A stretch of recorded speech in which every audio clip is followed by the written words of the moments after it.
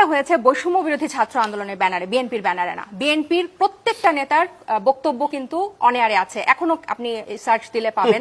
রিজভী থেকে শুরু করে, জনাব রিজভী থেকে শুরু করে সবাই বলেছেন যে এটাতে সাথে কোনো সম্পৃক্ততা নাই, তারা ছাত্রদের দিকে তাকিয়েছে। এই নাম না জানা কয়েকটা ছাত্রের ডাকেই পুরা দেশ এক হয়েছে।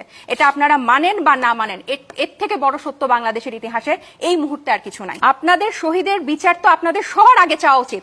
আপনাদের শহীদের বিচার আপনারা না চেয়ে আপনারা সেটার উপর দাঁড়ায় আপনারা নির্বাচন চাচ্ছেন। মাত্র 7 মাস পার হয়েছে, এখনো কিন্তু রক্তের দাগ শুকায় নাই। অনেকে কিন্তু এখনো হাসপাতাল থেকে, পুনর্বাসন কেন্দ্র থেকে এখনো বাসায় যায় নাই। তাহলে এটার উপর দাঁড়ায় যদি আবার নির্বাচন বলেন এবং শহীদ জারি হোক, এই দেশেরই শহীদ, সেটা ছাত্রদের শহীদ হোক, বিএনপির শহীদ হোক, জামাতের শহীদ হোক, এই শহীদদের বিচার না চেয়ে এবং শহীদদের রক্তের উপর দাঁড়িয়ে যদি আবার আপনারা ক্ষমতায় যাওয়ার জন্য, যে 15 বছর ক্ষমতা থেকে দূরে রাখা হয়েছে, এখন ক্ষমতা যাওয়ার জন্য সবকিছু বাদ, আমরা নির্বাচন দাও, আমরা ক্ষমতায় যাব, সেটা জনগণের সাথে এবং এই শহীদদের সাথে বেইমানি করা হবে।